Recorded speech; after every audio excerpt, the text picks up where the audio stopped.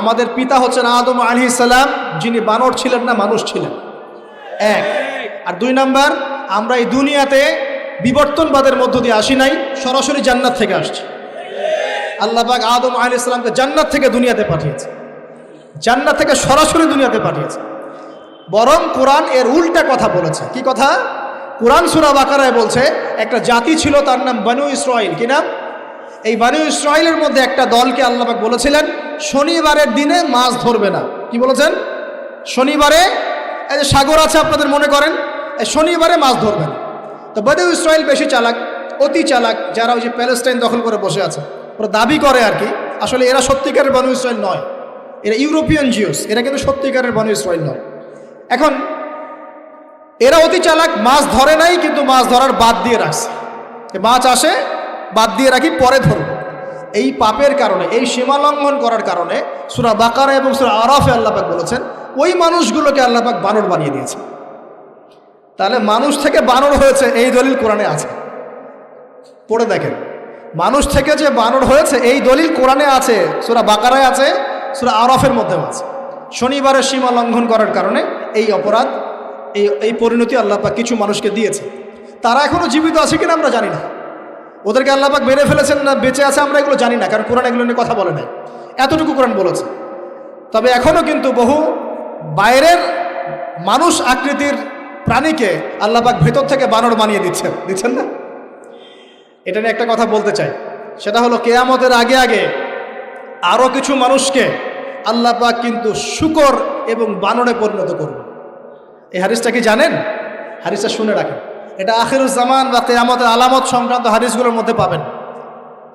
আল্লাহর রাসূল সাল্লাল্লাহু আলাইহি ওয়াসাল্লাম বলেছেন কিয়ামতের আগে আগে আমার উম্মতের মধ্যে, ভালো করে শোনেন, কিয়ামতের আগে আগে আমার উম্মতের মধ্যে একদল মানুষ বের হবে যারা মদ পানকে হালাল মনে করবে। কাকে? মদ পান করাকে হালাল মনে করবে। যারা বাদ্যযন্ত্র, গায়িকা, নায়িকা এগুলো নিয়ে নর্তকী নাচাবে রাতের বেলা, এগুলোকে হালাল মনে করবে। যারা অশ্লীলতা, বেহায়াপনাকে জায়েজ করে নিবে। ঠিক আছে, এরকম কয়েকটা পাপের কথা বলে নবীজি বলছেন একদিন সকালবেলা আল্লাহ পাক তাদেরকে ঘৃণিত বানরে পরিণত করবে। এটা হবে সামনে, কখন কিভাবে হবে আল্লাহ ভালো জানে। এবার আমি কনসেপ্টে চলে আসি। এই যে পৃথিবীতে নেমে আসলাম, তাহলে আমরা কোত্থেকে আসছি ভাই? আমরা কি পৃথিবীর অধিবাসী ছিলাম? আমরা জান্নাতে ছিলাম, ওখান থেকে আল্লাহ পাক পাঠিয়েছে। এবার পৃথিবীতে এসে আদম আলাইহিস সালামের যুগে খুব একটা দুর্ঘটনা ঘটে নাই, একটা ঘটেছে। কয়টা? একটা। ভাই হাবিলের কুরবানি কবুল হয়, কাবিলের অন্তর্দাহ হয়, জ্বালা হয়। কেন হাবিলেরটা কবুল হবে, কাবিলের কেন হচ্ছে না? এই হিংসার বশবর্তী হয়ে কাবিল হাবিলকে হত্যা করে ফেলে। হত্যা করে লাশটা দাফন করার পদ্ধতিও তার জানা ছিল না। আল্লাহ কাককে পাঠালেন, কাককে দেখে সে শিখল।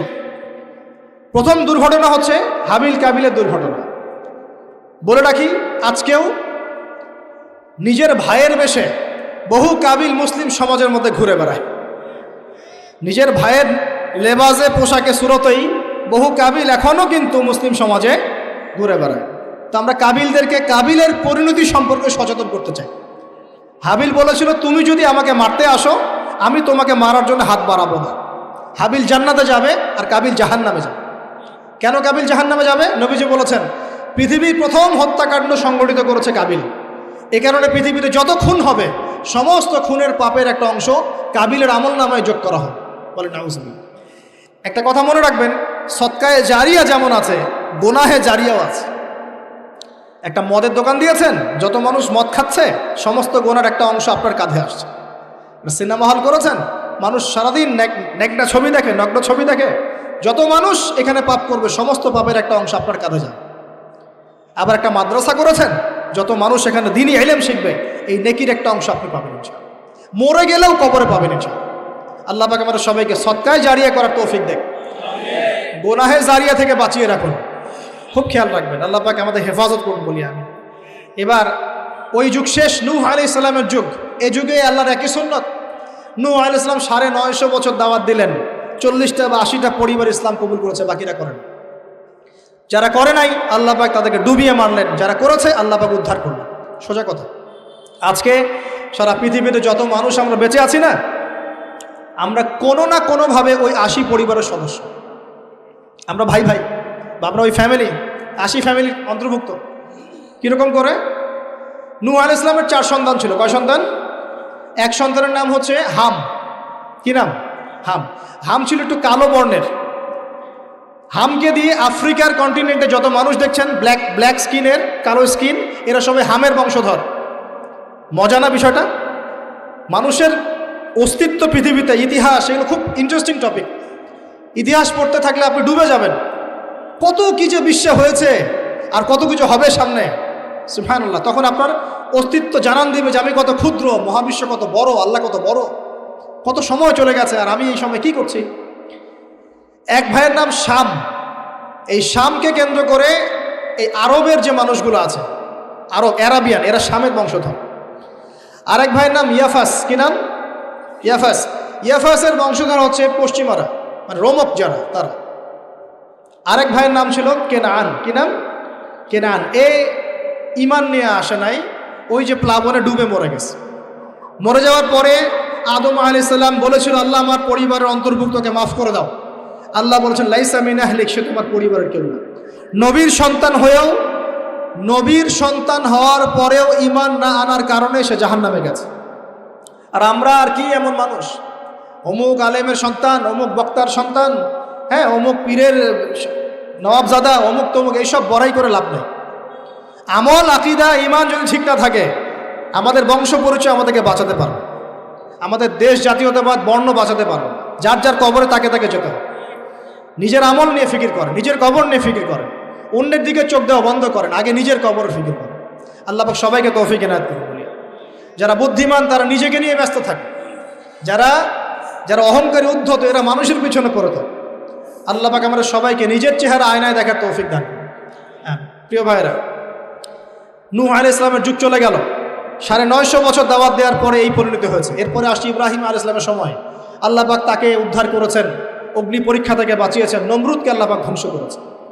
আল্লাহ পাক এরপরে এনেছেন আদ জাতি। আদ জাতির হুদ আলাইহিস সালাম এবং তার অনুসারীদেরকে আল্লাহ পাক বাঁচিয়েছেন, বাকিদেরকে ধ্বংস করে দিয়েছেন ঝড় দিয়ে, বায়ু প্রবাহ দিয়ে। সামুদ জাতি এসেছে, সামুদ জাতিকে আল্লাহ পাক ধ্বংস করেছেন বজ্রপাত দিয়ে, বিদ্যুৎ দিয়ে। আর সালেহ আলাইহিস সালাম এবং তার অনুসারীদেরকে বাঁচিয়ে দিয়েছে। ফেরাউনের যুগ এসেছে, আল্লাহ পাক মূসা আলাইহিস সালাম এবং বনু ইসরাইলকে বাঁচিয়েছেন, ফেরাউনকে ডুবিয়ে মেরেছেন লোহিত সাগরে। ঈসা আলাইহিস সালামের যুগ আসছে, একই সুন্নাত। ঈসা আলাইহিস সালামকে আল্লাহ পাক শুধু রক্ষাই করেন নাই, নিজের কাছে উঠিয়ে নিয়েছেন। সুবহানাল্লাহ।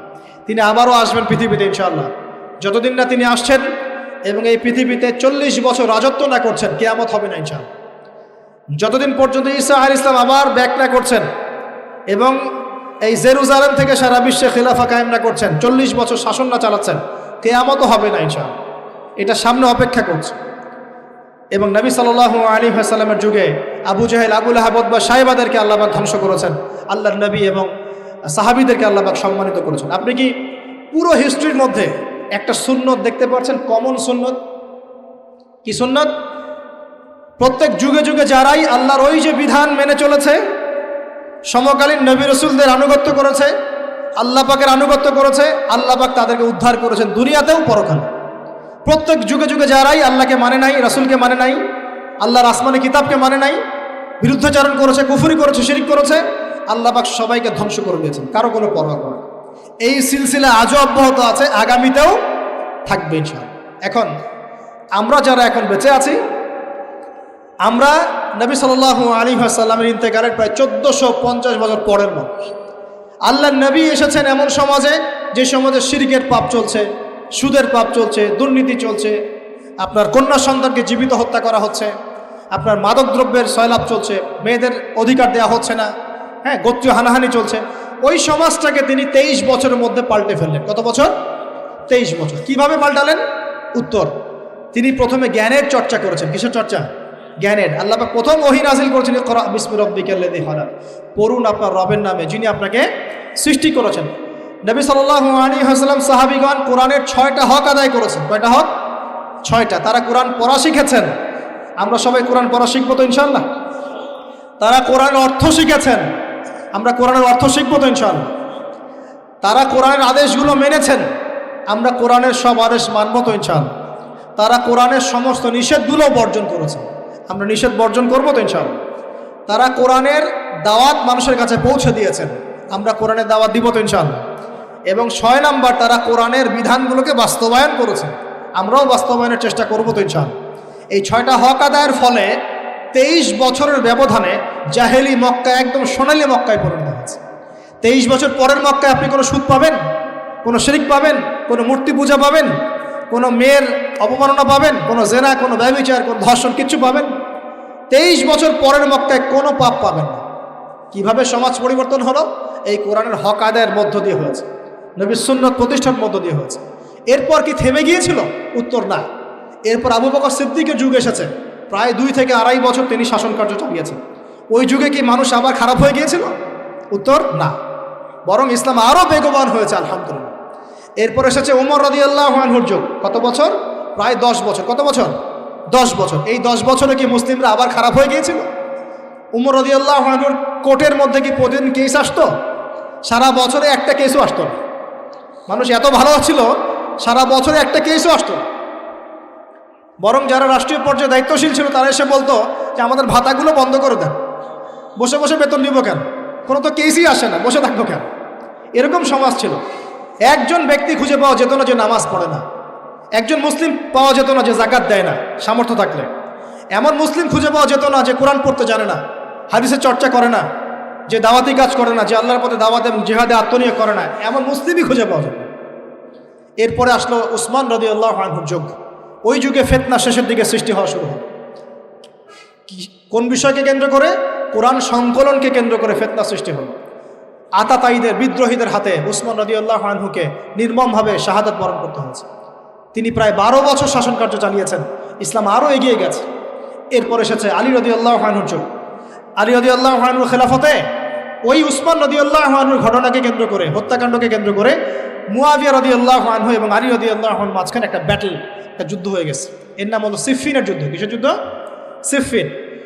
যাই হোক, এক পর্যায়ে আলী রাদিয়াল্লাহু আনহুকে এরকম বিদ্রোহীদের হাতে, খারেজিদের হাতে শহীদ হতে হয়। বলেন ইন্না লিল্লাহি ওয়া ইন্না ইলাইহি রাজিউন। তারপরে হাসান রাদিয়াল্লাহু আনহু অল্প কয়েকদিন শাসন কার্য চালান। তারপর উম্মার ঐক্যের খাতিরে তিনি তার শাসন কার্যের ভারটাকে মুয়াবিয়া রাদিয়াল্লাহু আনহুর হাতে সোপর্দ করে দেন, যা ছেড়ে দিলেন। মুয়াবিয়া রাদিয়াল্লাহু আনহুর সময় থেকে উমাইয়াদের শাসন শুরু হয়। উমাইয়ারা শাসন করেছে প্রায় 132 হিজরি পর্যন্ত। কত হিজরি? 132 হিজরি পর্যন্ত, প্রায় 92 ইয়ার্স, 92 বছর তারা শাসন করেছে। এ সময় ইসলাম আরও এগিয়ে গেছে, পিছিয়ে যায় নাই। ফিতনা এসেছে, দমন করা হয়েছে। মুসলিমরা বীর দর্পে বিশ্বের বুকে শাসন কার্য চালিয়েছে। এরপর এসেছে আব্বাসীয়দের খেলাফত। জাব নদীর যুদ্ধে উমাইয়াদের পরাজয়ের পরে আব্বাসীয়রা ক্ষমতায় আসে। তারাও ইসলামকে এগিয়ে নেওয়ার চেষ্টা করছিল, ইসলাম এগিয়ে যাচ্ছিল, জ্ঞান বিজ্ঞানের প্রসার হচ্ছিল। আলহামদুলিল্লাহ, ইসলাম পিছিয়ে যায় নাই, মুসলিমরা পিছিয়ে যায় নাই। সারা বিশ্বে দাপটের সাথে আমরা চলেছি। তারপর আস্তে আস্তে ওই আব্বাসীয়দের পতন শুরু হলো। কাদের হাতে? এই তাতারিদের হাতে, মঙ্গোলিয়ানদের হাতে। মাত্র 40 দিনের ব্যবধানে পুরো বাগদাদের মধ্যে প্রায় 20 থেকে 25 লক্ষ মানুষকে হত্যা করা হয়েছে। বাইতুল হিকমা ধ্বংস করে দেওয়া হয়েছে, লাইব্রেরি ধ্বংস করে দেওয়া হয়েছে, বইপত্রকে নদীতে ফেলে দেওয়া হয়েছে। তারা ছিল উগ্র জাতি। মঙ্গোলিয়ানদের নাম শোনে নাই? হালাকু খান নাম শুনেছেন? চেঙ্গিস খান, হালাকু খান নাম শোনে নাই? ওদের হাতে মুসলিমদের ব্যাপক দমন পীড়ন সহ্য করতে হয়েছে। এভাবে যুগে যুগে তারপর ক্রুসেডাররা আসছে। ক্রুসেড 1টা 2টা 3টা ক্রুসেড হচ্ছে। আস্তে আস্তে উসমানীয়দের রাইজিং হয়েছে, ফাতেমি খেলাফত এসেছে, মামলুকদের শাসন এসেছে, এদিকে মোগলরা শাসন করেছে, কর্ডোভার দিকে আব্দুর রহমান তারা শাসন করেছে। মানে এক কথায় সারা বিশ্বে মুসলিম শাসন ছিল। অটোমান এম্পায়ার 1923 এই সময়ের দিকে, 1914 থেকে 1923 এই সময় পর্যন্ত অটোমান এম্পায়াররাই বিশ্বে ছিল। তারপর প্রথম বিশ্বযুদ্ধে যখন তারা রাশিয়ার পক্ষ নেয়, এরপরে ব্রিটেন যখন জয়লাভ করে, এই সময় থেকে মুসলিমদের ডমিনেটেড হওয়ার সময়টা শুরু হয়েছে। তারপরে মুসলিমরা আস্তে আস্তে রাষ্ট্র ভাগ করে ফেলেছে। প্রত্যেক রাষ্ট্র টুকরা টুকরা হয়ে গেছে, ইউনিটি নষ্ট হয়ে গেছে, রাষ্ট্রের ভিতরে বিভিন্ন ফাসাদ তৈরি করে দেওয়া হয়েছে, মুসলিমদের ঐক্য ভেঙে গেছে, ইকোনমি দুর্বল হচ্ছে। সব মিলিয়ে আজকে মুসলিমদের আজকে এই অবস্থা হচ্ছে। আমাদের এখন যুবকরা চিনে না আল্লাহকে, নামাজ পড়তে মানুষ খুঁজে পাওয়া যাচ্ছে না, জাকাত দেওয়ার মানুষ পাওয়া যায় না। রমজান মাসে পার্ট টাইম রোজা রাখে, পার্ট টাইম তারাবি পড়ে, পার্ট টাইম জুমায় আসে, পার্ট টাইম ঈদে নামাজ পড়ে। প্রজন্ম আস্তে আস্তে এই জায়গায় চলে আসছে। আল্লাহকে চিনে না, রাসূলকে চিনে না, ইসলামের হিস্ট্রি জানে না, আমাদের শেকড় জানে না। এমনি এমনি হয়নি, লাস্ট 100 বছরে এই জায়গায় আমরা আসছি। লাস্ট 100 বছর হিস্ট্রি ভালো করে পড়ে দেখবেন, বলার সময় নাই এখানে। লাস্ট 100 বছর হিস্ট্রি পড়ে দেখবেন যে জায়গায় আমরা ছিলাম সেখান থেকে একদম তলানিতে নেমে চলে আসছি। এখন প্রশ্ন হচ্ছে, এই অবস্থায় কি চিরস্থায়ী থাকবো নাকি এখান থেকে আমরা সামনে যাব? সামনে যে এমনি এমনি যাওয়া হবে না এটা নিশ্চিত। সামনে যাওয়ার জন্য কিছু কাজ এবং ক্রাইটেরিয়া মেনটেন করতে হবে। আমরা জানি এরপরে আসবে ইমামুল মাহদির শাসন, তারপরে আসবে নবী ঈসা আলাইহিস সালামের শাসন, তারপরে দাজ্জালকে মেরে ফেলা হবে। আর দাজ্জালকে মেরে ফেলার আগে দাজ্জাল তার অনুসারীদেরকে নিয়ে বিশ্ব শাসন করবে 40 বছর। 40 বছর না, 40 দিন। 40 দিন। প্রথম দিন হবে 1 বছরের সমান, দ্বিতীয় দিন হচ্ছে 1 মাস, তৃতীয় দিন 1 সপ্তাহের সমান। তারপরে দিনগুলো আমাদের দিনের মতোই। এরপর ঈসা আলাইহিস সালামের আগমনের মধ্য দিয়ে তার ধ্বংস হবে। এরপর ইয়াজুজ আর মাজুজ বের হবে। ইয়াজুজ আর মাজুজ খুব হিংস্র হবে, তাদেরকে হত্যা করার ক্ষমতা মুসলিমরা থাকবে না। মুসলিমরা তুর পাহাড়ে আশ্রয় নেবে। আল্লাহ পাকের গজবে তাদের ঘাড়ের মধ্যে একটা ভাইরাস জন্ম নেবে, এতে তারা মারা যাবে। বড় বড় নখরওয়ালা প্রাণী আল্লাহ পাঠাবেন, পাখি, এরা এসে এদেরকে উঠিয়ে উঠিয়ে কোনো জায়গায় ফেলে দিবে, মহাবিশ্বের কোনো এক জায়গায় এনে ফেলে দেবে। তারপর আল্লাহ পাক বৃষ্টি বর্ষণ করবেন, প্রচুর বৃষ্টি বর্ষিত হবে এবং বিশ্বের এই জমিনটা উর্বর হবে। তখন একটা ডালিম দেখেছেন ডালিম? একটা ডালিম একটা পরিবার খাবে। একটা ডালিমের খোসার মধ্যে একটা পরিবার আশ্রয় নিতে পারবে। এত বড় বড় ফসল হবে। 40 বছর ঈসা আলাইহিস সালাম এই বিশ্বকে শাসন করবে ন্যায়ের ভিত্তিতে, আদালতের ভিত্তিতে। ঘাটে মহিষে 1 ঘাটে পানি খাবে, বাঘে মহিষে 1 ঘাটে পানি খাবে, কেউ কারো উপর জুলুম করবে না। এরপর তার বিয়ে শাদী হবে, সন্তান হবে এবং তার ইন্তেকালও হবে স্বাভাবিকভাবে, এবং তাকে দাফন করা হবে নবী মুহাম্মদ সাল্লাল্লাহু আলাইহি ওয়াসাল্লামের কবরের পাশে, রওজার পাশে। এরপরে মানুষ আবার খারাপ হওয়া শুরু করবে। এতটা খারাপ হবে যে মানুষ রাস্তার মোড়ে মোড়ে জেনা ব্যভিচারে লিপ্ত হবে, না কুকুর শেয়ালের মতো। এই অবস্থায় পশ্চিম দিক থেকে সূর্য উঠবে এবং ব্যবসায়ী ব্যবসা করতে বসেছে, কাপড় খুলেছে, এই কাপড় গুটিয়ে নেওয়ার আগে কিয়ামত হয়ে যাবে। একজন ব্যক্তি পানির বোতল খুলেছে, পানি মুখে দেওয়ার আগেই কিয়ামত হয়ে যাবে। একজন ব্যক্তি বাসা থেকে বের হয়েছে, বাসায় ফেরত যাওয়ার আগে কিয়ামত হয়ে যাবে। উটকে পানি পান করানোর আগে কিয়ামত হয়ে যাবে। ওই সময় তওবার দরজা বন্ধ হয়ে যাবে। এই ইসরাফিল আলাইহিস সালাম সিংহায় ফুঁক দিয়ে দিবেন, মহাবিশ্ব ধ্বংস হয়ে যাবে। আল্লাহ পাক দ্বিতীয় ফুৎকারের মধ্য দিয়ে আবার সবাইকে উঠাবেন এবং এই দুনিয়ার জীবনে আমরা যে কাজগুলো করেছি এর হিসাব আমাদেরকে দিতে হবে। সেদিন যদি আমরা আল্লাহর কাছে প্রত্যেকটা কাজের হিসাব দিতে পারি, কোরআন সুন্নাহর উপর থাকতে পারি, আল্লাহর বিধিবিধান মেনে চলতে পারি, এই কারাগারের জীবনে আল্লাহর বিধান মেনে চলতে পারি, ইনশাল্লাহ যেই জান্নাত থেকে আসছি আবার সেখানে ফিরে যাবো। আর যদি ওই দিন আমরা হিসাব দিতে ব্যর্থ হই, আল্লাহ না করুক, তাহলে ওই ইবলিসের সাথে, তার অনুসারীদের সাথে আমাদের সবাইকে জাহান্নামে থাকতে হবে বলে না। এভাবে হিস্ট্রি শুরু হয়েছে, হিস্ট্রি শেষ হবে। এই দুনিয়া চিরস্থায়ী হবে না, আর আমাদের অবস্থা এমন থাকবে না। এখন শেষ কথা হচ্ছে, এই অবস্থা থেকে উত্তরণের জন্য আমাদের কি করণীয় হচ্ছে? উত্তর, আমাদের প্রথম দরকার জ্ঞান চর্চা। কি দরকার ভাই? জ্ঞান চর্চা। প্রচুর জ্ঞান চর্চা প্রয়োজন, জ্ঞান নাই কিছুই করতে পারবে না। দ্বিতীয় কাজ হলো আমাদের সবার দরকার জানা অনুযায়ী আমল করা। জানা অনুযায়ী আমল করা, যে যত বেশি জানি আমল করার চেষ্টা করি, আল্লাহ পাক তৌফিক দান করুন। এরপর দরকার আদর্শ পরিবার গড়ে তোলা। পারিবারিক আদর্শ সুন্দর হলে পরে সমাজটা সুন্দর হবে ইনশাআল্লাহ। আল্লাহ পাক আমাদের সবাইকে আদর্শ পরিবার গড়ার তৌফিক দান করুন। দিনদার মেয়েকে বিয়ে করবেন, দিনদার ছেলেকে বিয়ে করবেন, অল্পে তুষ্ট থাকবেন, পরিবারের বিষয়ে সবর করবেন এবং সন্ততিদেরকে মানুষ করে যাওয়ার চেষ্টা করবেন। এরপর দরকার আমাদের হালাল রিজিক। সবাই যদি হালাল রিজিকে সন্তুষ্ট থাকি, সমাজের মধ্য থেকে অন্যায় এমনি অটোমেটিক কমে যাবে ইনশাআল্লাহ। প্রত্যেকটা কাজ করার আগে চিন্তা করব কিভাবে করলে হালাল হবে, কিভাবে করলে হারাম হবে। এরপর দরকার নবী সাল্লাল্লাহু আলাইহি ওয়াসাল্লামের সুন্নাহ মাফিক জীবন গড়া। 24 ঘন্টার দিন রাতে যে কাজগুলো আছে, এই কাজগুলোকে নবীর সুন্নত অনুযায়ী করার চেষ্টা করব, আল্লাহ পাক তৌফিক দান করুন বলি। আরও দরকার আমর বিল মারুফের কাজ করা, মানে সৎ কাজে আদেশ করা। আমাদের সবাইকেই দাওয়াতি কাজ করতে হবে। একজন দুজন করবে, বাকিরা করবে না এমন নয়, সবাইকেই পার্ট টাইম হলেও দাওয়াতি কাজ করতে হবে। নামাজ আপনি পড়ছেন, নামাজের দাওয়াত দেন। আপনি জাকাত দিচ্ছেন, জাকাতের দাওয়াত দেন। আপনি রমজান মাসে রোজা রাখছেন, অন্য ভাইকেও রোজা রাখতে উৎসাহিত করেন। আপনি সুদ খাচ্ছেন না, অন্য ভাইকেও নিষেধ করেন, ভাই আপনিও খায় না। আমি যা করি সেটা আপনি অবশ্যই প্রচার করবেন, আপনি যা করেন সেটা আপনি প্রচার করবেন, যা করেন না সেটা বলতে যাওয়ার দরকার নেই। তবে হ্যাঁ, আমলের কথা আপনি বলতেই পারেন। যদি আপনি তাহাজ্জুদ নিয়মিত পড়তে নাও পারেন, মানুষকে আপনি বলতে পারবেন তাহাজ্জুদ নামাজ পড়েন, তাহাজ্জুদ নামাজ পড়া ভালো। ইনশাআল্লাহ আস্তে আস্তে আপনি নিজেও আমল করার চেষ্টা করবেন, আল্লাহ পাক তৌফিক দান। আমর বিল মারুফ, সৎ কাজে আদেশ করতে হবে। আরেকটা হচ্ছে অসৎ কাজে নিষেধ করতে হবে। সৎ কাজে শুধু আদেশ করলেই হয় না, অসৎ কাজেও কি করতে হয়? নিষেধ করতে হয়। মনে রাখবেন, শুধু সৎ কাজে আদেশ করলেই জীবনেও কোনোদিন আপনার উপর কোনো বালা মুসিবত, বিপদ আপদ, গালি তহমত আসবে না। যখন আপনি সৎ কাজে আদেশের সাথে সাথে অসৎ কাজেও নিষেধ করা শুরু করবেন, তখন চতুর্দিক থেকে আপনার উপরে বাধা আসা শুরু হবে।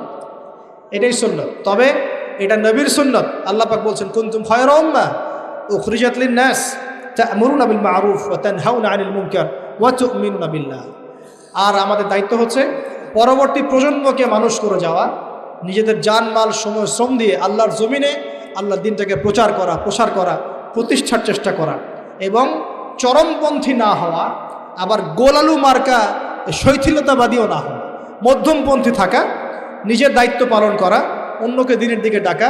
আমাদের ঊর্ধ্বতন কর্তৃপক্ষ যারা থাকবে সবার সামনে ইসলামটাকে যুগোপযোগীভাবে সত্য মিথ্যাকে স্পষ্ট করে দিয়ে উপস্থাপন করা। তারা যদি কবুল করে আলহামদুলিল্লাহ, যদি নাও করে তাদের দায়িত্ব তাদের, আমাদের দায়িত্ব আমাদের। That's all. আল্লাহ রাব্বুল আলামিন আমাদের সবাইকে কুরআন সুন্নাহ মাফিক জীবন করার তৌফিক দান করুন, বলি আমিন। আমাদের সবাইকে আল্লাহ পাক পুরো ওয়ার্ল্ড হিস্ট্রি পড়ার তৌফিক দান করুন, কোরআনের জ্ঞানী হওয়ার তৌফিক দেখ, এর অর্থ বোঝার তৌফিক দান করুন, নবীর সুন্নাহ মাফিক জীবন করার তৌফিক দান করুন, হালাল খাওয়ার তৌফিক দেখ, আদর্শ পরিবার গড়ার তৌফিক দান করুন, এবং দিন ইসলামকে বিজয়ী করার জন্য আমাদের জানমাল সময় শ্রম ব্যয় করে আল্লাহর পথে কাজ করার তৌফিক এনায়েত করুন। সকলেই বলে আমিন। আকুলু কাউলি হাযা আস্তাগফিরুল্লাহ লি ওয়া লাকুম ওয়া লিসাইরিল মুসলিমিন। আর একটা হাদিস স্পষ্ট, সবাই বলে কিনা জানি না, হাদিসটা আমি বলি। সেটা হলো, নবী সাল্লাল্লাহু আলাইহি ওয়াসাল্লাম বলেছেন, যখন কোনো কওমের মানুষরা এরকম আমানতের খেয়ানত করা শুরু করে, প্রতারণা করা শুরু করে, মাপে কম দেওয়া শুরু করে, মিথ্যা কসম করে পণ্য বিক্রি করা শুরু করে, আল্লাহ পাক ওই কওমের উপরে আল্লাহর গজব, দুর্ভিক্ষ নাযিল করে। তো দুর্ভিক্ষ আমার উপর আসবে না তো কার উপর আসবে? একটা বিষয় খুব অবাক হচ্ছিলাম যে করার চেষ্টা করছে, ওদের ওখানে ভূমিকম্প কেন? ভূমিকম্প তো আমার উপর হওয়ার কথা ছিল, কারণ আমরা তো দুনিয়ার পাপে লিপ্ত আছি। জেনা, ব্যভিচার, পরকিয়া, পতিতালয়, আল্লাহর সাথে কুফুরি, শিরক, মাপে কম দেওয়া, সুবহানাল্লাহ, এগুলো চলছে না আমাদের সমাজে। তাহলে আযাব পাওয়ার যোগ্য কি আমরা হই নাই? আমরা কি আযাব পাওয়ার যোগ্য হই নাই? আল্লাহ ছাড়বেন না, কিন্তু যদি আমরা সতর্ক হয়ে ফিরে না আসি আল্লাহ পাক ছাড়বেন না, কিন্তু মনে রাখি। আল্লাহ পাক আমাদের সবাইকে শিক্ষা নেওয়ার তৌফিক দান করুন। এখানে শুআয়ব আলাইহিস সালামের কওমের 4টা অপরাধ আমি বলেছি। এক, শিরক। আমার সাথে বলেন। একটা হলো শিরক, যেটা আমি ব্যাখ্যা করে দিলাম, 3 ভাগে হয়, কথায় হয়, কাজে হয়, চিন্তায় হয়। 2 নাম্বার কুফর, যেটা মানে আল্লাহর বিধানকে অস্বীকার করা। 3 নাম্বার হচ্ছে মাপে কম দেয়া, যেটা আমরা এখন অহরহ দিচ্ছি, ভেজাল, পণ্যে ভেজাল, এবং ব্যবসায়ীরা সতর্ক হয়ে যান। আর 4 নাম্বার হচ্ছে কি? মানুষের সম্পদ অন্যায়ভাবে লুটে পুটে খাওয়া। এই যে দুর্নীতি, সুদ, ঘুষ, এগুলোর মধ্য দিয়ে আমরা সবার সম্পদ লুটে পুটে খাচ্ছি। এই 4টা পাপ করতো বলে আল্লাহ পাক কি করেছেন শোনেন। এই 4টা পাপ করতো বলে আল্লাহ রাব্বুল আলামিন কোরআনে, এই আল কোরআনুল কারীমে 4 বার এই আয়াত নাজিল করেছেন। কতবার? 4 বার। মিলও আছে, 4টা পাপ 4 বার আয়াত আল্লাহ পাক নাজিল করেছেন। যে ফাকাযযাবুহু, তারা শুআয়বের কওম শুআয়বকে অস্বীকার করলো। ফাকাযযাবুহু ফাআখাযাতহুমুর রাজফাতু ফাসবাহু ফি দারিহিম জাসিমিন। এই যে 4টা পাপ করতে থাকলো, আর শুআয়ব তাদেরকে দাওয়াত দিল আলাইহিস সালাম, তারা শুআয়বকে অস্বীকার করলো, তখন তাদেরকে পেয়ে বসলো আমার পক্ষ থেকে প্রচন্ড একটা ভূমিকম্প। বলেন নাউজুবিল্লাহ। পৃথিবীর ইতিহাসে সর্বপ্রথম এই কওমে শুআয়ব, এই যে কওমে মাদিয়ান, শুআয়ব আলাইহিস সালামের কওম, এই কওমকে ভূমিকম্প দিয়ে ধ্বংস করা হয়েছে। পৃথিবীর ইতিহাসে প্রথম কোন কওমকে ধ্বংস করা হয়েছে ভূমিকম্প দিয়ে? শুআয়ব আলাইহিস সালামের কওম, কওমে মাদিয়ানকে। কিভাবে? আল্লাহ পাক মেঘ দিয়েছেন, কালো মেঘ। তারা মনে করেছে খুব বৃষ্টি হবে, তারা সবাই এক জায়গায় জড়ো হয়েছিল। তার আগে প্রায় 40 দিন পর্যন্ত বৃষ্টি নাই, খুব খরা, ফসল ফলছে না, দুর্ভিক্ষ হচ্ছে। যে মাপে কম দিলে দুর্ভিক্ষ হয়, দুর্ভিক্ষ হচ্ছে, কোনো ফসল ফলে না। তখন একদিন আল্লাহ পাক দিলেন কি? এই যে কালো মেঘ। সবাই মনে করলো হ্যাঁ এখন এবার বৃষ্টি হবে, এবার বৃষ্টি হবে, সবাই চলো, খুশি, সবাই খুব উৎফুল্ল। সবাই মিলে জড়ো হলো একটা জায়গায় যেখানে কালো মেঘ জমেছিল। আল্লাহ পাক ওই পুরো জায়গাটাকে ভূমিকম্প দিয়ে ধসিয়ে দিল মাটির মধ্যে। সর্বপ্রথম আল্লাহ পাক ভূমিকম্প দিয়ে ধ্বংস করলেন শুআয়ব আলাইহিস সালামের কওমকে 4টা অপরাধের কারণে। 1, তারা শিরকের পাপে লিপ্ত ছিল, 2 তারা কুফুরির পাপে লিপ্ত ছিল, 3 তারা মাপে কম দিত, আর 4 তারা অন্যের সম্পদ অন্যায়ভাবে গ্রাস করে আত্মসাৎ করে খেত। এই 4টা পাপ আমাদের মধ্যে আছে কিনা ভাই? আছে কি না? এখন নবী সাল্লাল্লাহু আলাইহি ওয়াসাল্লাম আমাদেরকে সতর্ক করছেন, হে আমার উম্মত, তোমাদেরকে আল্লাহ মাফ করে দিবেন তোমরা যদি শিরকের পাপ না করো, কুফরি না করো, খালি লা ইলাহা ইল্লাল্লাহ মন থেকে পড়লে আল্লাহ মাফ করে দিবে ইনশাআল্লাহ। 5 ওয়াক্ত নামাজ ঠিক করে পড়ো, জাকাত দাও, রমজানের সওম রাখো, আমিরের আনুগত্য করো, একে অপরের প্রতি মহব্বত রাখো, ইনশাআল্লাহ আল্লাহ তোমাদেরকে মাফ করে দিবেন। কিন্তু তিনি সতর্ক করলেন। নবী সাল্লাল্লাহু আলাইহি ওয়াসাল্লাম বললেন, বাইনা ইয়াদাই সাআহ। এইবার এই হাদিসগুলো একটু ভালো করে শোনেন, আস্তে আস্তে আমি শেষ করছি। নবী সাল্লাল্লাহু আলাইহি ওয়াসাল্লাম বললেন, বাইনা ইয়াদাই সাআহ, কিয়ামতের আগে আগে, কিয়ামতের আগে আগে আসবে মুতায়নুন শাদীদ, বড় বড় দুটো মহামারী। বড় বড় মহামারী তো বুঝি আমরা, অসংখ্য মানুষ মারা যাবে এরকম মহামারী আসবে। তারপর বাদাহু, এই মহামারীর পরে আসবে সানাওয়াতু জালাজিল, জালজালা বা ভূমিকম্পের বছরগুলো। জালজালা বা ভূমিকম্পের বছরগুলো, বছর নয় বছরগুলো, মানে বছর ধরে সিরিজ ভূমিকম্প হবে বিশ্বের মধ্যে। বলেন নাউজুবিল্লাহ। এই পর্যন্ত কি পৃথিবীতে কখনো সিরিজ ভূমিকম্প হয়েছে বছরের পর বছর ধরে? এখনো হয়েছে কি? হয় নাই। আর হাদিসগুলো মেলাবেন।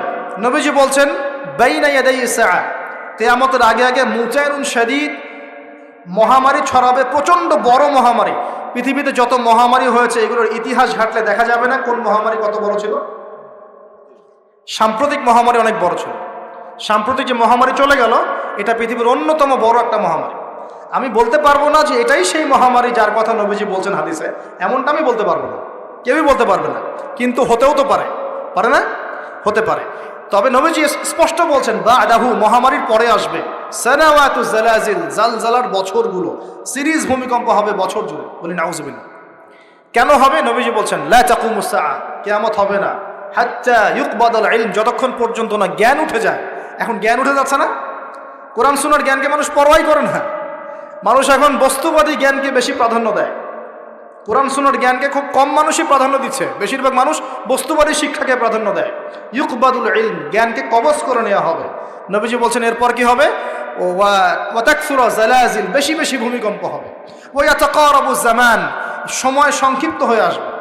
এখানে অ্যামেজিং বিষয় হচ্ছে কি, প্রত্যেক ভূমিকম্পের সাথে সময় একটু একটু করে সংক্ষিপ্ত হয়।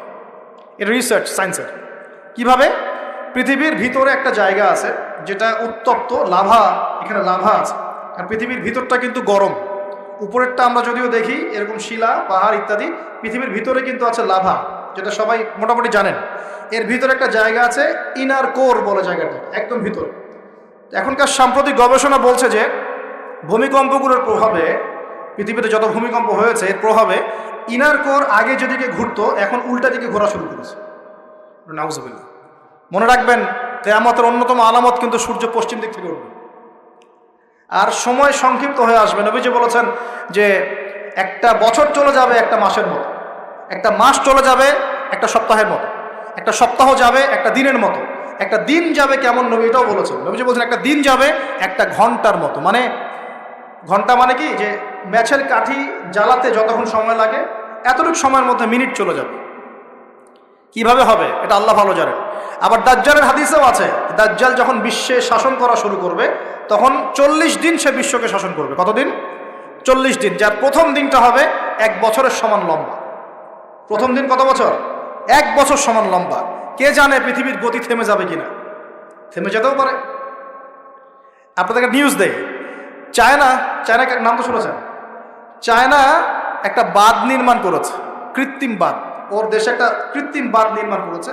এটা এত শক্তিশালী বাঁধ, ওখানে এত রড সিমেন্ট আর এই ম্যাটেরিয়ালস ইউজ করা হয়েছে যেটা এই পাকিস্তান, তারপর ইন্দোনেশিয়া, হ্যাঁ, বাংলাদেশ, এই যে দেশগুলো আছে, এই পুরো দেশটাকে, এই পুরো দেশের একটা বড় অংশকে এই কংক্রিটের নিচে ঢেকে ফেলা সম্ভব। এত বেশি কংক্রিট ইউজ করা হয়েছে। চায়না ইউজ করেছে, ওরা ইউজ করেছে, এবং বিশাল একটা পানির ফ্লো তারা সৃষ্টি করেছে, কৃত্রিম। এটা কিন্তু ম্যানমেড। তো আমি গতকাল রিসার্চ করতে গিয়ে দেখলাম যে তারা বলছে এই বাঁধটা নির্মাণ করার কারণে পৃথিবীর আহ্নিক গতির মধ্যে একটা পরিবর্তন চলে আসছে। মানুষের হাতের কামাই দেখেন।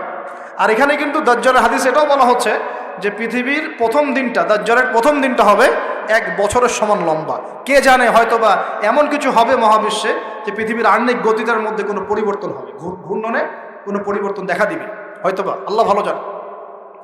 তা আমি বিশ্বাস করি এটা হবে, কিন্তু আমি বলি না কারণে যে মানুষ বলবে যে আপনি এত স্পেসিফিকলি কেমন করে বলতে পারেন। তা আমার বিশ্বাস যেরকম কিছু একটা হবে, মহাবিশ্বে এমন কিছু একটা হবে যাতে এই পৃথিবীর গতির মধ্যে একটা পরিবর্তন আসবে।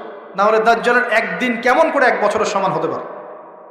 সাহাবীরা প্রশ্ন করলেন, ইয়া রাসূলুল্লাহ, আমরা তখন নামাজ কেমন করে পড়ব? নবীজি বললেন, অনুমান করে পড়ে নিবে, তোমরা এস্টিমেট করে করে অনুমান করে পড়ে নিবে যে কতটুকু সময় পর পর ওয়াক্ত হচ্ছে। তার মানে সাহাবীরা নামাজে তখনও সচেতন ছিলেন। তারপর দেখেন, ইয়াতাকারাবু জামান, নবীজি এটাও বলছেন দাজ্জালের দ্বিতীয় দিনটা হবে এক মাসের সমান, আর তৃতীয় দিনটা হবে 1 সপ্তাহের সমান, বাকি দিনগুলো হবে তোমাদের দিনের মতোই। এটা হবে, বিশ্ববাসী দেখবে এগুলা। বিশ্বের সামনে ভয়ঙ্কর কিছু ঘটনা ঘটা এখনো বাকি আছে। বিশ্বটা এমন থাকবে না, এখন যা দেখছেন সব এমন থাকবে না। নবীজি বলছেন জ্ঞান উঠে যাবে যখন, এটা উঠে যাচ্ছে দিন দিন। মানুষকে এখন শেখানো হচ্ছে মানুষ বানর থেকে সৃষ্টি হয়েছে। এগুলো জ্ঞান, এগুলো জ্ঞান। ইসলামের জাজল্যমান ইতিহাসগুলোকে মানুষ ভুলে যাচ্ছে, এগুলো জ্ঞান। মানুষকে শেখানো হচ্ছে সমকামিতা ভালো জিনিস, এগুলো জ্ঞান। সমকামিতা ভালো জিনিস, এটা ব্যক্তি স্বাধীনতা। শেখানো হচ্ছে মানুষকে যে পর্দা এগুলো কুসংস্কার, পর্দা কি কুসংস্কার, এগুলো জ্ঞান। জ্ঞান কাকে বলে? ওয়ুকবাদুল ইলম, মানে জ্ঞান উঠে যাচ্ছে, কবজ করে নেওয়া হচ্ছে। আর দেখেন আরেকটা হাদিসে আসছে, আল্লাহ পাক কিন্তু কোরআন হাদিসকে তুলে নেবেন না। একটা হাদিসে আসছে আল্লাহ পাক কোরআন হাদিসকে তুলে নেবেন না, কিন্তু আলেমদের মৃত্যু হবে বেশি বেশি।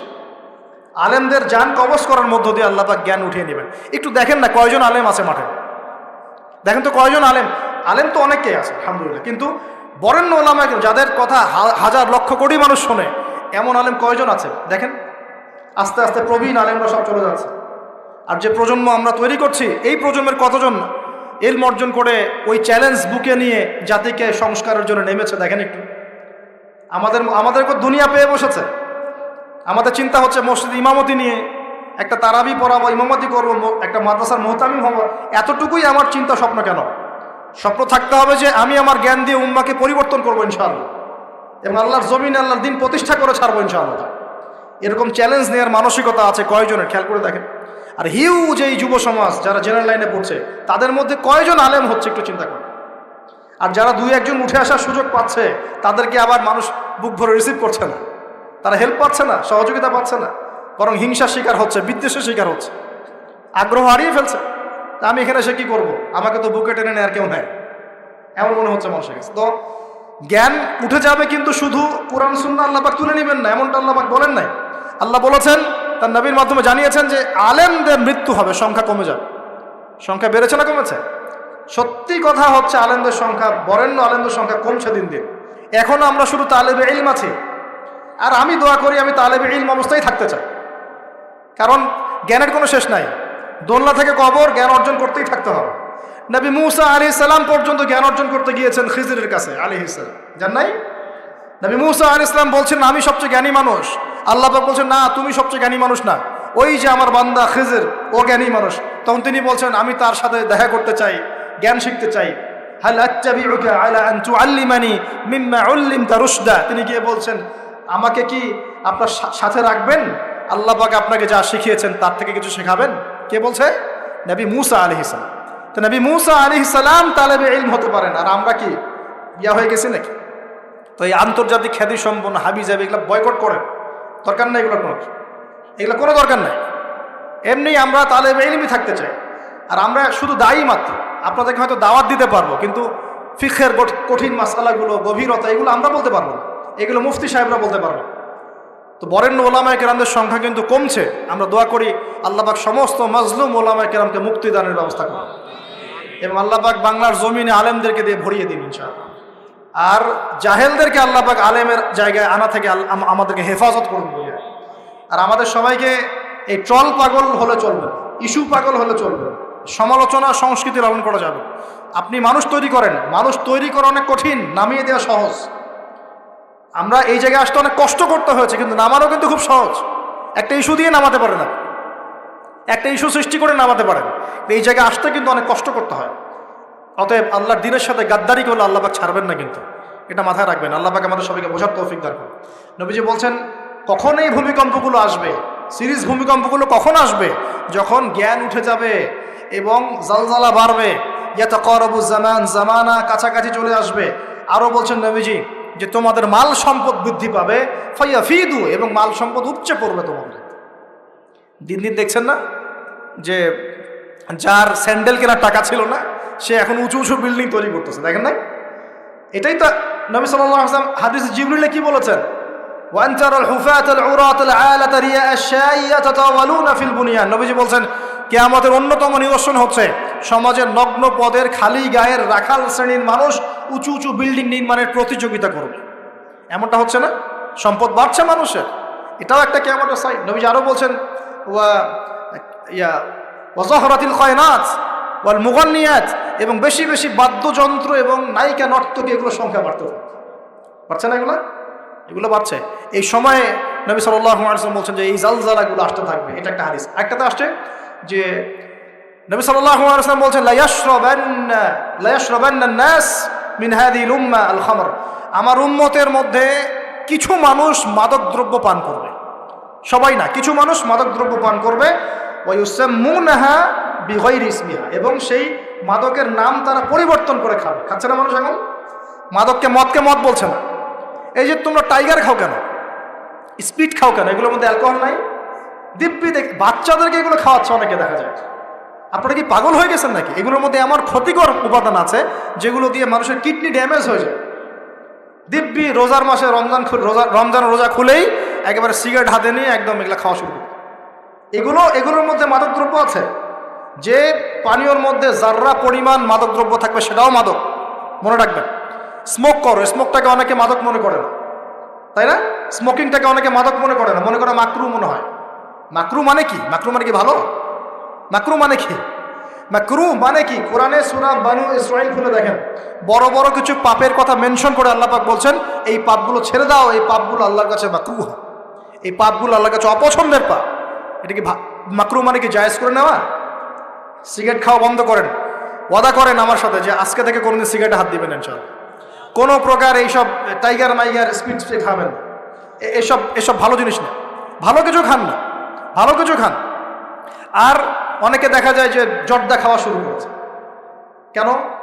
এটাও কি সুন্নত নাকি? কি দরকার আছে ভাই? এতটুকু খাইলে হয়তো নেশা হয় না, বুঝলাম। এতগুলো জর্দা একবারে খান দেখি, খাওয়া যাবে? খামরের মূলনীতি কি? যার বেশি খেলে নেশা হয় তার অল্প খাওয়া হারাম। মনে করেন এখানে যতটুকু পানি আছে এতটুকু খেলে, এতটুকু মাদক খেলে কারো নেশা হচ্ছে না, কিন্তু এতটুকু খেলে নেশা হচ্ছে। তার মানে কি এতটুকু খাওয়া জায়েজ, এতটুকু খাওয়া হারাম, নাকি পুরোটাই হারাম? এটা বোঝার জন্য কি মুফতি হওয়ার দরকার আছে? আপনি বুঝতে পারছেন। অতএব এই যাবতীয় মাদক দ্রব্য থেকে দূরে থাকতে হবে, না হলে ভূমিকম্প আসবে। কিন্তু ভূমিকম্প আসবে। আর মাদক দ্রব্য নিয়ন্ত্রণ অধিদপ্তর দিয়ে শুধু মাদক নিয়ন্ত্রণ করা যাবে না। মানুষের ঈমান আকীদার পরিবর্তন দরকার। মানুষের মধ্যে আল্লাহর ভীতি জাগ্রত করতে হবে, তাহলে মানুষ অটোমেটিক মাদক ছেড়ে দিবে ইনশাআল্লাহ। আমরা কি যুবক ভাইদের কাছে ওয়াদা নিতে পারি ইনশাআল্লাহ তাআলা জীবনেও কোনোদিন মাদক খাবো না, জীবনে কোনোদিনও মাদকের ধার কাছে যাবো না ইনশাআল্লাহ। আল্লাহ পাক সাক্ষী থাকুন, আল্লাহ কবুল করুন, আমিন।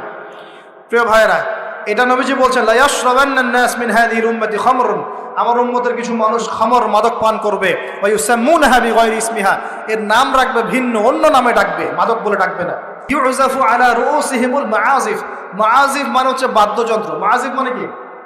বাদ্যযন্ত্র। এখন বলেন তো মাথার কাছে বাদ্যযন্ত্র থাকবে মানে কি? কি বুঝলেন? কে বলেছে? ইয়ারফোন, ব্লুটুথ, এই যে আপনি যে মাথায় কানে দিয়ে রাখছেন, মাথায় আছে না? দেখেন নবী সাল্লাল্লাহু আলাইহি ওয়াসাল্লাম কতদিন আগে, 1400 বছর আগে এই হাদিস বলে গেছেন যে ওই সময় আমার উম্মতের একটা অংশ এরকম করে হেডফোন দিয়ে মাথা দিয়ে গান শুনবে, কানের ভিতরে গান মিউজিক চলছে না? ওয়াল মুগান্নিয়াত, এবং তারা গায়িকা নায়িকা নর্তকী নাচায় না মানুষ? শহরগুলোতে গিয়ে দেখেন খালি গায়িকা নর্তকীর, শহরে যাওয়া লাগে, ফেসবুক ইউটিউব ঢুকলেই তো দেখা যায় সবখানেই নাচতে আছে আর কি। রাস্তাঘাট, ব্যাংক ব্যালেন্স, অফিস আদালত, সব জায়গায় নগ্নতা বেপরদামি চলে গেছে। আর এখন কিছু কিছু ওয়াইজ বের হয়েছে, প্রেম বিশেষজ্ঞ, মানে বসে বসে প্রেমের আলাপ করতে পারলে বাঁচে। আর এগুলো নিয়ে ট্রল করতে করতে ভাইরাল সব ইউটিউব ফেসবুক, চুলকি সুরসুরি আলাপ করতে ভালো লাগে। এখানে এই হারাম সম্পর্কের ভিত্তি ঘুরাই দিতে হবে। আমি বারবার বলি তোমাদেরকে যে একটা হালাল রিজিকের সোর্স তৈরি করো, তাড়াতাড়ি বিয়ে করে ফেলো। বিয়ে ছাড়া যৌন চাহিদা, লজ্জাস্থানের হেফাজত, এগুলো করার কোনো বিকল্প কোনো পথ নাই। যে পথগুলো দেখা যায় এগুলো হতাশা আরও বাড়ায় দিবে, এগুলো আপনাকে আরও জানোয়ার বানায় ফেলবে ভিতর থেকে। পর্নোগ্রাফির যুগ চলছে, মেয়েদের ইজ্জত আবরু রক্ষা করা খুব চ্যালেঞ্জের কাজ। মেয়েদের ইজ্জত আবরু রক্ষা করা এত চ্যালেঞ্জ যে পর্নোগ্রাফির যুগে যে কোনো মেয়ে ধর্ষিত হতে পারে।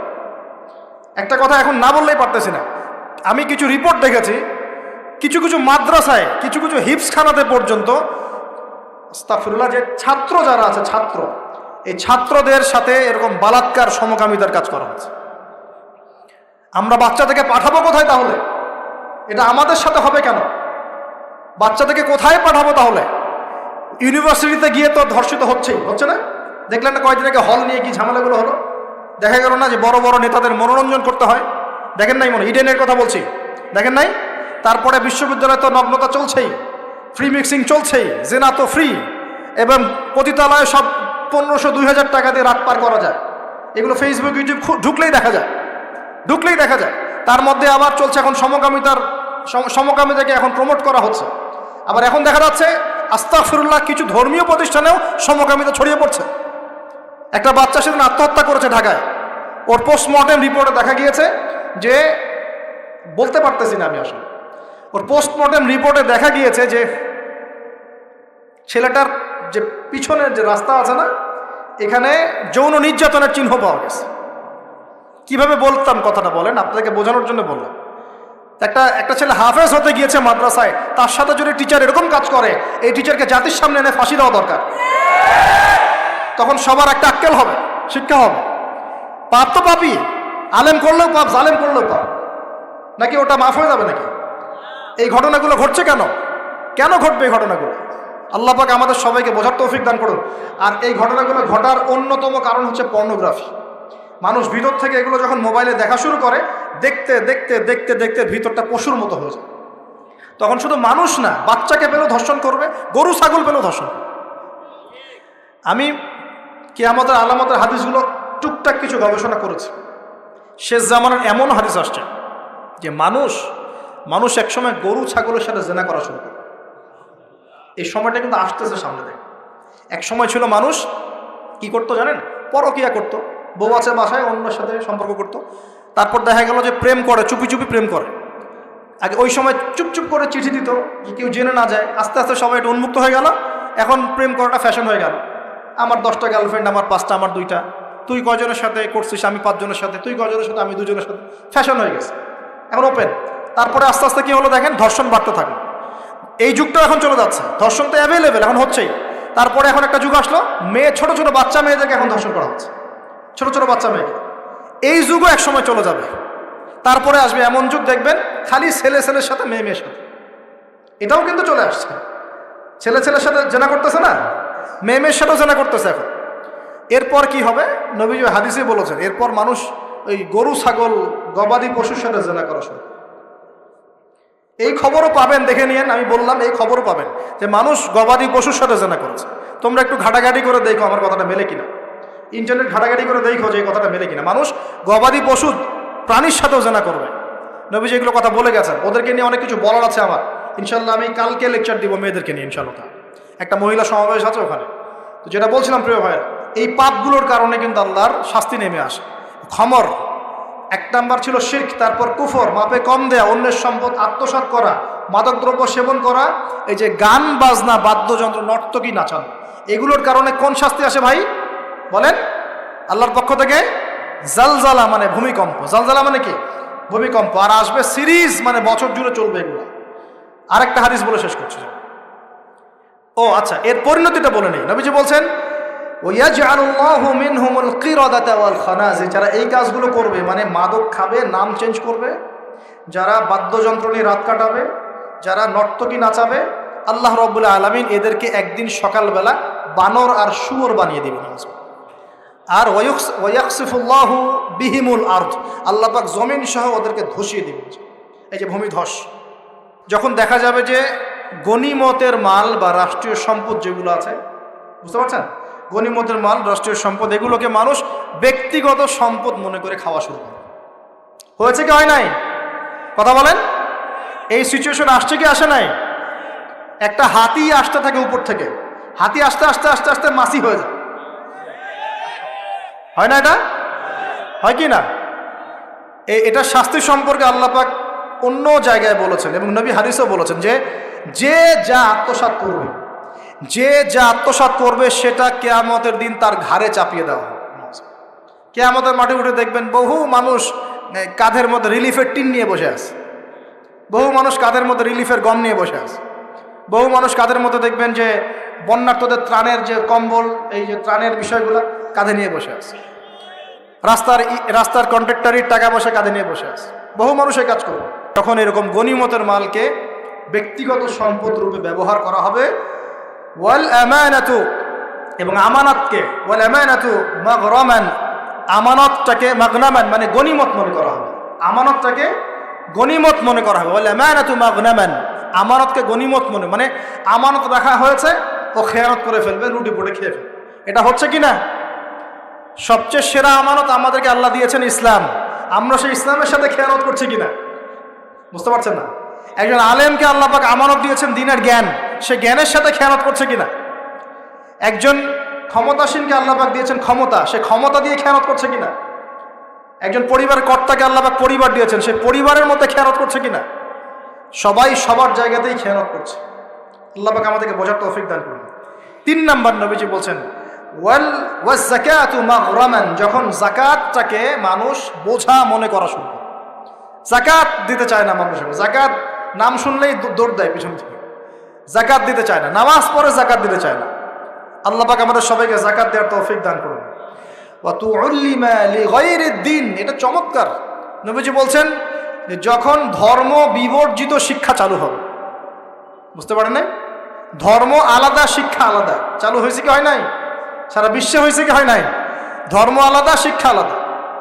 ধর্ম বিবর্জিত শিক্ষা যখন চালু হবে, এবং এবার শোনেন, নবীজি বলছেন ওয়া আতাআর রাজুলু ইমরাতাহ, একজন পরিবারের কর্তা তার স্ত্রীর আনুগত্য করবে। ফ্যামিলিস্ট রেভলিউশন মানে স্ত্রীর আনুগত্য করবে পুরুষ, স্ত্রীর আঁচল ধরে বসে থাকবে পুরুষ। শুধু তাই না, ওয়াক্কা উম্মাহ, এবং তার মায়ের সাথে খারাপ ব্যবহার করা শুরু করবে। মাকে প্রাধান্য না দিয়ে বউকে প্রাধান্য দিবে এবং তার আঁচল ধরে বসে থাকবে। এই সময় আসে নাই? আচ্ছা, হিসাব করতে থাকে, মিলাতে থাকে। নবীজি বলছেন ওয়াদনা সাদিকা, বন্ধু বান্ধবদেরকে কাছে টেনে নিবে, বন্ধু বান্ধবদেরকে কাছে টেনে নিবে। ওয়াকসা আবাহ, এবং তার বাবাকে দূরে ঠেলে দেবে। হয়েছে কি হয় নাই? যুবকরা বলো, এটা হয় নাই? বাবাকে দেখলে কয়েকদিন সালাম দেয়, বাবার সাথে কতজনের ভালো সম্পর্ক আছে? বন্ধুর সাথে যা বাবার সাথে তা নয়। অথচ বাবা এবং ছেলের সম্পর্ক হওয়া উচিত বন্ধুত্বপূর্ণ। তোমার সবচেয়ে সেরা বন্ধু হবে তোমার বাবা, তোমার সবচেয়ে সেরা বান্ধবী হবে তোমার মা এবং তোমার বোন। মায়ের সাথে ছেলের সম্পর্ক দূরত্ব, বাবার সাথে ছেলের সম্পর্ক দূরত্ব, এগুলো হচ্ছে না? এটা নবীজি বলেছেন। আর বলছেন, এবার শোনেন, ওয়াযাহরাতিল আসওয়াতু ফিল মাসাজিদ, মসজিদগুলোর মধ্যে হট্টগোল শোরগোল বেড়ে যাবে। বাড়ে নাই? মসজিদ এখন হই হুল্লা হয় না? আমরা অনেক দিন দেখেছি মসজিদের মধ্যে হকি স্টিক নিয়ে মারামারি হয়েছে, আমি নিজে দেখেছি। 2 দল কমিটি আধিপত্য বিস্তারকে নিয়ে একদম হকি স্টিক নিয়ে আসছে মসজিদে মারার জন্য, এরকমও হয়েছে। আরও অনেক জঘন্য ঘটনা ঘটে, আল্লাহ মাফ করুক। তারপর নবীজি বলছেন ওয়াসাদা কাবিলুহু ফাসিকুহুম, একটা কবিলা বা একটা গোত্রের নেতৃত্ব দিবে একজন ফাসিক ব্যক্তি। এমন হচ্ছে কি হচ্ছে না? হচ্ছে। ওয়াসাদা কাবিলুহু ফাসিকুহুম, তাদের মধ্যে যে ফাসিক সে দিবে নেতৃত্ব। নাউযুবিল্লাহ। নবীজি আরও বলছেন ওয়া কানা যাঈমুল কওমি আরযালাহুম, সমাজের সবচেয়ে নিম্ন শ্রেণীর মানুষ কওমের জিম্মাদার হয়ে যাবে। সুবহানাল্লাহ। নবীজি আরও বলছেন ওয়া উকরিমা রাজুল, একজন ব্যক্তিকে এই কারণে সম্মান করা হবে মাখাফাতা শাররি, তার ভয়ে তাকে সম্মান করা হবে। একজন ব্যক্তিকে তার ভয়ে, তার ক্ষমতার ভয়ে, তার টাকার ভয়ে, তার ক্ষমতার ভয়ে, তার জনবলের ভয়ে তাকে সম্মান করা হবে। এমনটা হচ্ছে না? হচ্ছে। নবীজি আরও বলছেন ওয়াযাহরাতিল কায়নাত ওয়াল মুগান্নিয়াত, ওয়াযাহরাতিল কায়নাত ওয়াল মাআজিফ, ওয়াযাহরাতিল কায়নাত ওয়াল মাআজিফ, গায়িকা এবং বাদ্যযন্ত্রের প্রচলন বাড়তে থাকে। গায়িকা বাদ্যযন্ত্র ব্যাপক হারে বাড়তে থাকবে, এবং অশুরিবাতিল খুমর, এবং বেশি বেশি মাদকদ্রব্য সেবন করা হবে। ওয়ালাআনা আখিরি হাযিহিল উম্মাহ উলাহা, উম্মতের শেষ দিকের মানুষেরা প্রথম দিকের মানুষকে গালি দেওয়া শুরু করে।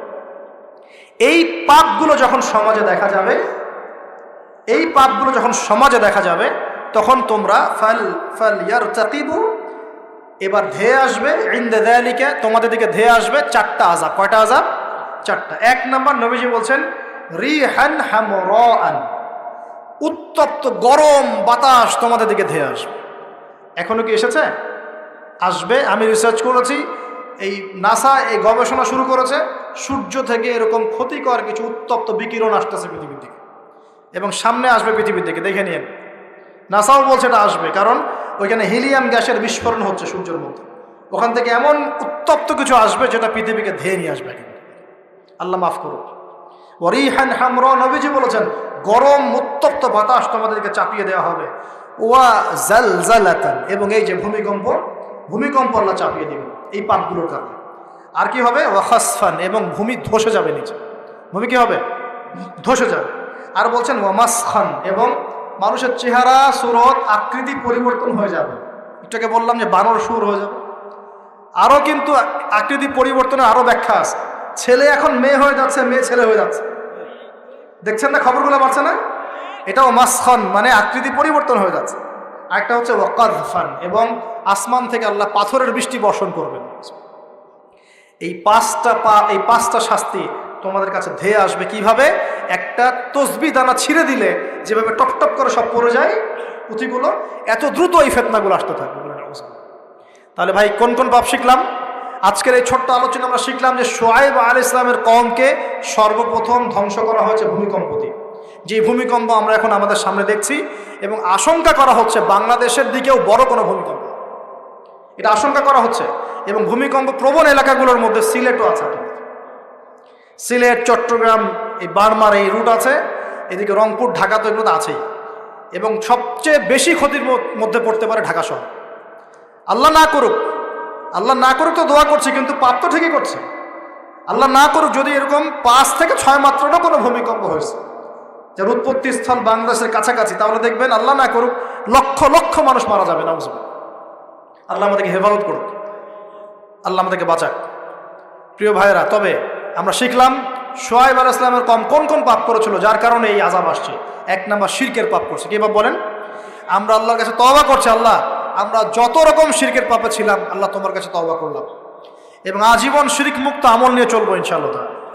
2 নাম্বার, তারা কুফরি করতো, আমরা সমস্ত কুফরি থেকে আল্লাহর কাছে তওবা করছি, আল্লাহ আমাদেরকে কুফরি মুক্ত আমল করার তৌফিক দান। 3 নাম্বার, তারা মাপে কম দিত। আমরা যারা ব্যবসা করব বা অর্থনৈতিক জীবন চালাবো, কোনোদিনও মাপে কম দেবো না ইনশাআল্লাহ। আল্লাহ আমাদেরকে হেফাজত করুন, বোঝার তৌফিক দান করুন।